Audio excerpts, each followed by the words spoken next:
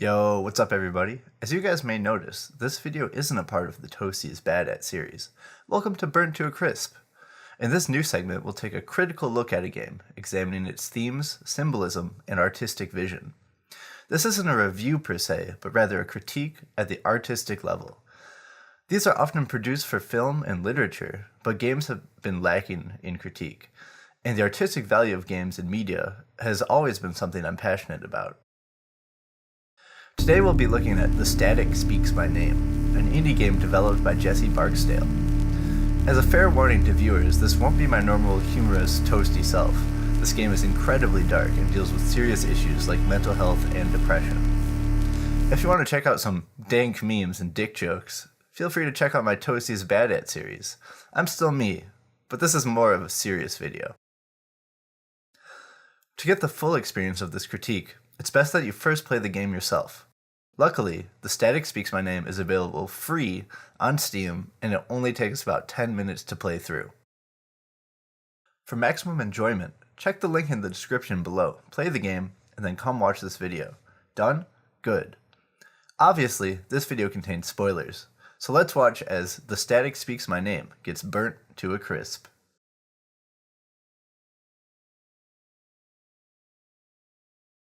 The game opens up to a vast black void with a static cloud in the distance. No explanation is given aside from how to use the controls. There are no objects to interact with, no NPCs to talk to, nothing to even look at. Loneliness is a prevalent theme in this game, and that much becomes more clear as the static is approached. Jacob Earnholz, age 31, method, asphyxiation by hanging. Immediately, we know someone is going to die, and that's even before the player has been born yet. Our eyes open and the first thing we see on the ceiling is an unsettling motivational poster. Today will be a better day. From our first look, we can tell that this man is depressed. It's dark, and we soon find out why. The time is 3:22 a.m. I found this choice of time particularly interesting from the developer. It is a time of innate loneliness. The bars have closed, everyone is sleeping, the world is dark. This is not the end of a night in the life of our character, but the beginning of his day. He woke up because his alarm buzzed, meaning he planned to start at 3:22 a.m. From the poster and the time, we can immediately assess that this is not just another day. After waking up, we're hit with our first objective: use the bathroom. The bathroom has an interesting place in media, with it being excluded almost entirely except for the purposes of comedic effect. It is one of the most intimate, private, and isolated places you can be, and this game immediately sends us there. This is where the decision to include the beginning moments of the game are made clear. We are voyeurs, peering into the life of Jacob Earnholz without his permission, seeing literally everything he is doing. We as the player are forced into uncomfortable situations, made to direct this person's actions, even though we are not him. He is alone, and yet we are also witness.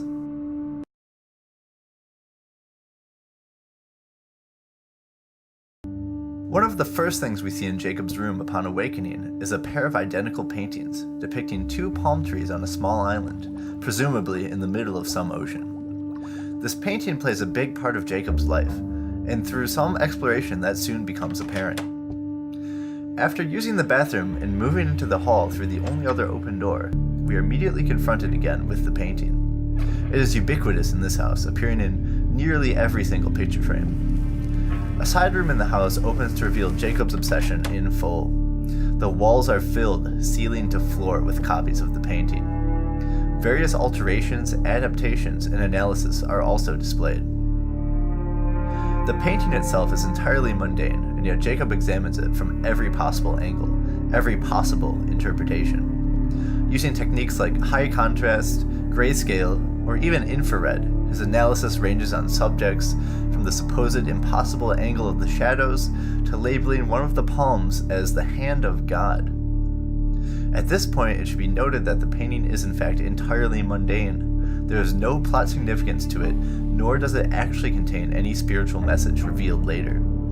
In fact, this entire room is completely optional, and skipping it will not impact the game in any way. This obsession reminded me of a series of recurring nightmares I had as a boy, involving a piece of mundane video footage. I was convinced that held within the footage was a way to protect the Earth from impending destruction. Yes, it was just a dream, and these thoughts never manifested themselves in reality. But even during the dream, I realized the complete mundanity of the footage, and yet was still convinced that only by going over it, over and over, from every possible angle, could I protect those I loved. The Static Speaks My Name takes this obsession to the real world, and displays a degree of delusion experienced by some who suffer from psychosis. Inside this room, another thing we see are his plans for a secret room in his apartment, which brings us to the next segment.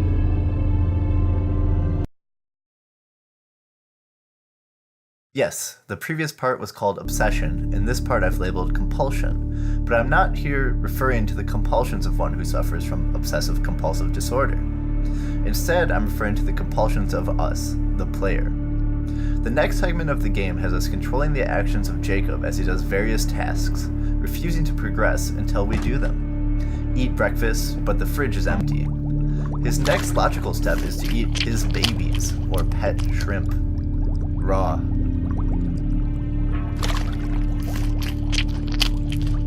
Next, we are told to chat with friends, and the player gets to choose for the first time in the game. However, this choice is simply illusory. No matter which option is clicked on the dialogue trees, Jacob only responds in one way, which are neither of our options. The conversation is awkward and uncomfortable, and we have no idea who he's talking to. Is she actually a friend? Is she a spam bot? In the end, it doesn't really matter, as we get a glimpse into Jacob's developing psychotic break. He realizes he can't say these things to anyone, and will not let us make that choice for him. This reinforces our position as a voyeur, and not as Jacob himself, as he ultimately remains in control. After she attempts to gain Jacob's credit card info, we proceed to clean the microwave, and then are presented with the first choice in the game.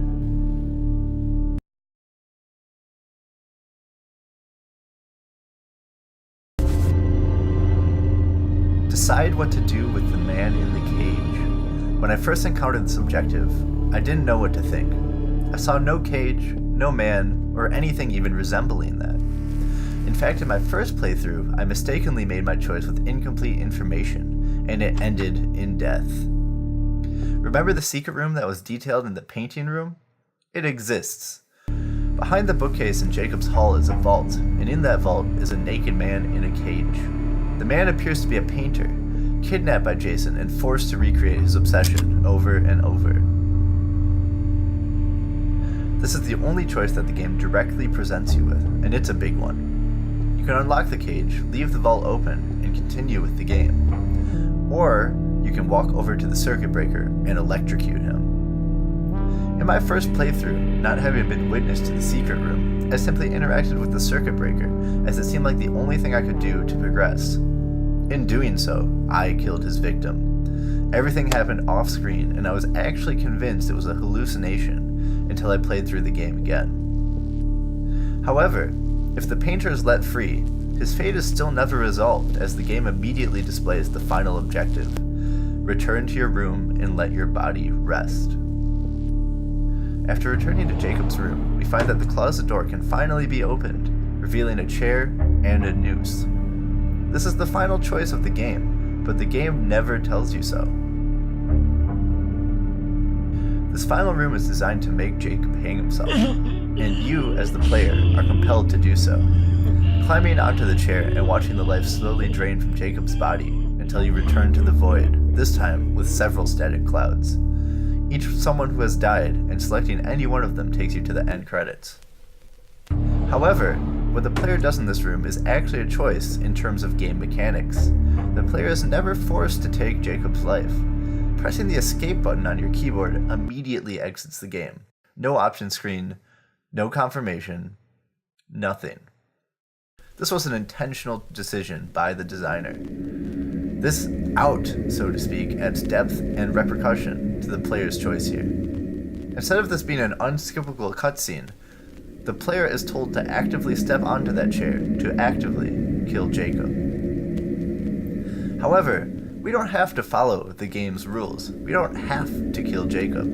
We can press escape and continue with the rest of our lives, forever avoiding that terrible black void.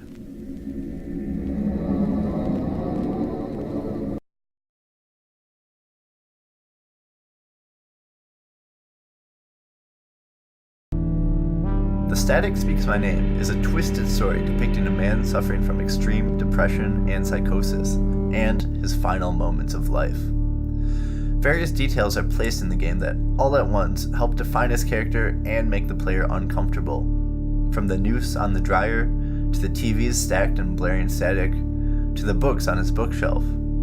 Everything in this game is placed to give the player an experience of mental stress, discomfort, and a look into the world of someone suffering from a dangerous and deadly mental illness.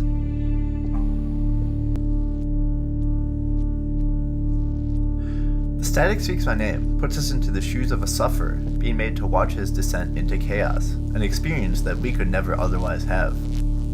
Moreover, this can only work as a game. We are literally Jacob's eyes, his hands, and his mind as we observe the events of this story. In literature or film, our experience is diluted through the lens of the camera or text, and we are not able to inhabit the consciousness of the characters to the degree that a first-person game allows. Moreover, other traditional forms of media don't allow for the audience to make choices, illusory or otherwise. We are the agents of Jacob's demise. We are the ones to be held responsible for pressing the keys. In the end, Jesse Barksdale has created a one-of-a-kind experience through the medium of gaming that no other form of media could adequately express the sheer hopelessness and defeat that a sufferer of extreme depression and psychosis could be confronted with. And in doing so, allows us to learn about these conditions in a much more intimate manner than would be possible otherwise. Many other games fail to present insanity, in quotations, accurately, often as a sliding scale or a point value that can be lost or gained. But The Static Speaks My Name frames it in a much more nuanced and realistic fashion as something that must be coped with on a daily basis. Depression and psychosis are very real conditions that can be caused by a variety of factors, and in many cases are treatable. If you know someone suffering from depression, do not hesitate to reach out to them or to find help. It may save their life. There are links in the description below leading to resources and help for sufferers of depression. I hope you all enjoyed this video. Make sure to let me know what you think in the comments below, and if you want to see more, please take a moment to subscribe to my channel. This won't be a weekly series or anything, but it will definitely not be the last.